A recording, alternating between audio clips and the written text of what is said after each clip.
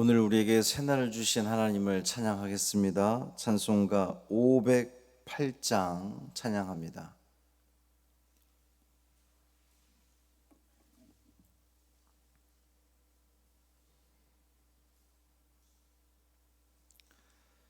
찬송가 508장 우리가 지금은 나그네 되어도 찬양함으로 새벽 기도회를 시작하겠습니다.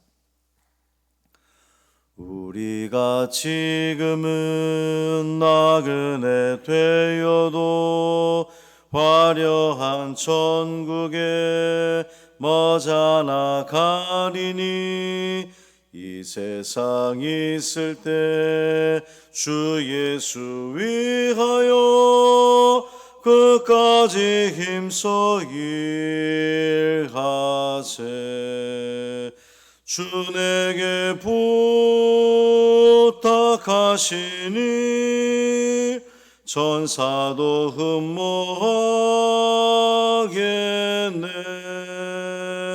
화목해 하라신 구주의 말씀을 온 세상 널리 전하세. 주 예수 말씀이 온 세상 만민들 흉악한 죄에서 떠나라 하시니 이 말씀 듣고서 새 생명 얻으라 이 기쁜 소식 전하세. 주 내게 부탁하시니 천사도 흠모하겠네. 화목해 하라신 구주의 말씀을 온 세상 널리 전하세. 영생의 복락과 천국에 갈 길을 만 백성 알도록 나가서 전하세. 주 예수 말씀이 이 복음 전하라 우리에게 부탁하셨네. 주 내게 부탁하시니 천사도 흠모하겠네. 화목해 하라신 구주의 말씀을 온 세상 널리 전하세. 아멘.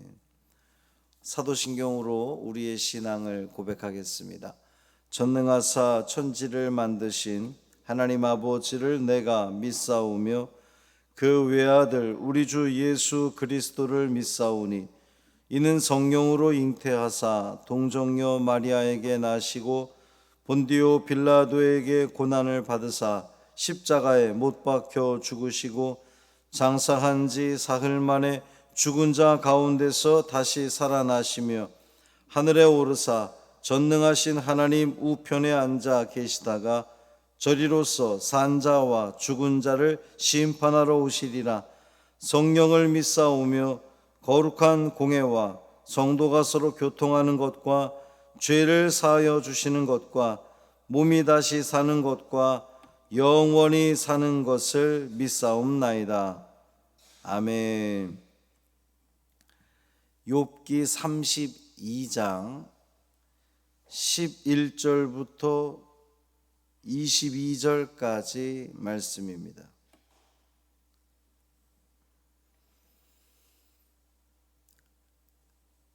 욥기 32장 11절부터 22절까지 말씀 함께 읽겠습니다. 보라, 나는 당신들의 말을 기다렸노라. 당신들의 슬기와 당신들의 말에 귀 기울이고 있었노라. 내가 자세히 들은즉 당신들 가운데 욥을 꺾어 그의 말에 대답하는 자가 없도다. 당신들이 말하기를 우리가 진상을 파악했으나 그를 추궁할 자는 하나님이시요 사람이 아니라 하지 말지니라. 그가 내게 자기 이론을 제기하지 아니하였으니 나도 당신들의 이론으로 그에게 대답하지 아니하리라. 그들이 놀라서 대답하지 못하니 할 말이 없음이었더라. 당신들이 말 없이 가만히 서서 다시 대답하지 아니한즉 내가 어찌 더 기다리랴. 나는 내 본분대로 대답하고 나도 내 의견을 보이리라. 내 속에는 말이 가득하니 내 영이 나를 압박함이니라. 보라, 내 배는 봉한 포도주통 같고 터지게 된 새가죽 부대 같구나. 내가 말을 하여야 시원할 것이라. 내 입을 열어 대답하리라. 나는 결코 사람의 낯을 보지 아니하며 사람에게 영광을 돌리지 아니하리니 이는 아첨할 줄을 알지 못함이라. 만일 그리하면 나를 지으신 이가 속히 나를 데려가시리로다. 아멘. 이 말씀은 하나님 말씀입니다. 오늘도 주님의 은총 가운데 참 평강을 누리는 이 하루 되기를 주님의 이름으로 축원합니다. 여러분이 기도 많이 해주셔서 송지욱은 뇌수막염이 아니라는 것이 판정이 됐어요. 거의 뇌수막염 증세였는데 장염이 하여튼 좀 일반적이지 않은 장염이 좀 심하게 걸렸던 것 같습니다. 오늘 퇴원한다고 그럽니다. 아주 김미애 원사님도 그렇고 그 가정이 우리 기도해 주신 성도님들께 아주 많이 감사하고 있어요. 계속해서 그 믿음 잃지 않도록 기도해 주시기를 바랍니다. 엘리후, 욥의 세 친구와 욥의 대화를 계속해서 이제 31장까지는 전혀 등장하지 않았던, 그러나 계속 그 광경을 지켜보았던 엘리후, 어제의 말씀에서도 그렇고 오늘도 굉장히 답답함을 호소하고 있는 거죠. 내가 당신들 대화를 지켜보다 보니 답답해 죽을 지경이다. 내가 하고 싶은 말이 너무나 많았다. 마치 그 포도주가 팽창하여서 터지기 직전처럼 그만큼 내가 할 말이 많았다.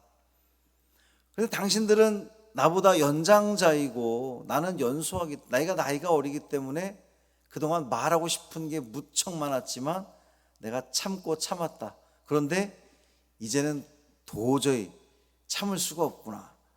당신들의 이 대화 속에서 이제 욥의 세 친구들은 욥을 계속 공격을 하잖아요.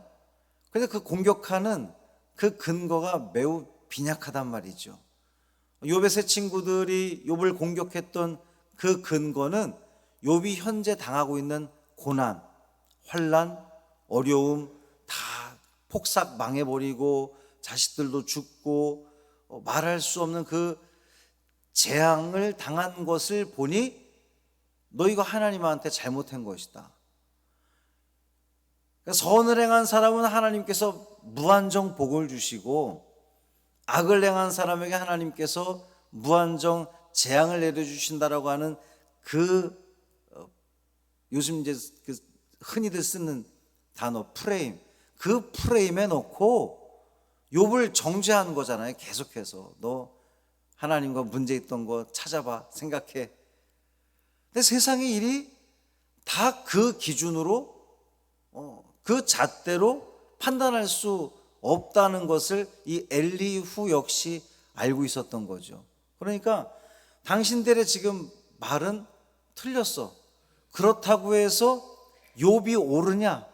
그렇지도 않다는 거죠. 왜냐하면 욥은 나는 하나님 앞에 의로운 사람이다. 내가 잘못한 것이 없다. 쭉 자신의 그 무죄함을 해명하고 변명하고 그렇게 말하는 것에 대해서 이제 한편으로는 그 엘리후가, 저가 보는 시각에서는 저는 좀 욥을 굉장히 관대하게 보는 입장입니다. 왜냐하면 우리하고 너무나 비슷하기 때문에.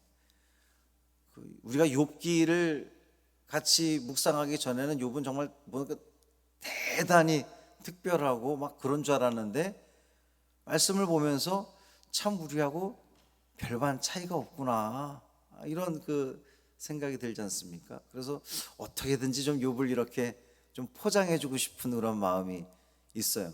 욥이 의도적으로 막 하나님 앞에 하나님의 의보다 내가 더 정의롭습니다, 뭐 이렇게까지 말하지는 않지 않았는가, 저는 그렇게 보는 거죠. 근데 엘리후는 그렇게 본 거예요.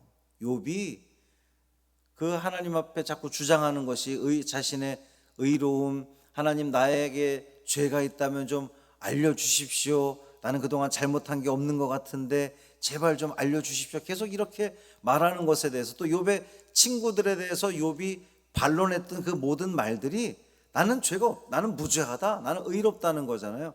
그러니까 엘리후는 그 부분을 야단하는 거죠. 비난하는 겁니다. 네가 하나님의 의보다 나을 수 있느냐? 그럴 수 없지 않느냐? 그 부분을 가지고 비난하는 거예요. 그러니까 양쪽 다 이제 비난하는 건데, 그러면서 이 욥이 내가 자세히 들으니 당신들 가운데 욥을 꺾고 그의 말에 대답하는 자가 없구나. 이제 이렇게 말한 이유는 욥과 욥의 친구들의 이 대화가, 욥의 친구들이 3번에 걸쳐서 욥을 이제 비난했는데 마지막 소발은 3번째 말을 하지 않고 넘어갔어요. 그러니까 그 말인즉슨 욥이 자신을 항변하고 해명하고 변명하고 막 하는 말들에 대해서 더 이상 할 말이 없는 거죠. 그러니까 결국 그냥 입을 다물게 된 것인데, 그걸 가지고도 지금 또 엘리후는 야단하는 겁니다. 그러면서 이제 욥의 친구들을 비난하기를, 당신들이 말하기를 우리가 진상을 파악했으나 그를 추궁할 자는 하나님이시요 사람이 아니라.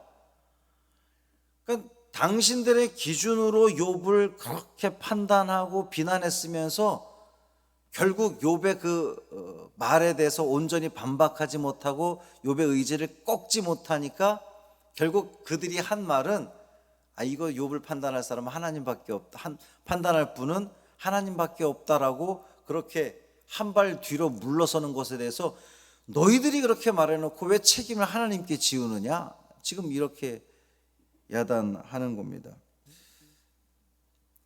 이 엘리후의 지적이 사실은 맞는 지적이죠. 욥의 친구들이 막 자기들 생각 가지고 당대의 그런 프레임에 놓고선 욥을 비난하고 야단했는데, 결국 욥이 자기들의 말을 듣지 않고 내가 잘못했어라고 하지 않으니까 하나님께서 하나님 책임으로 모든 것을 돌려버리는 그 말이 맞습니다. 그리고 나서 이제 엘리후는 자기 이제 주장을 시작을 하는 거예요.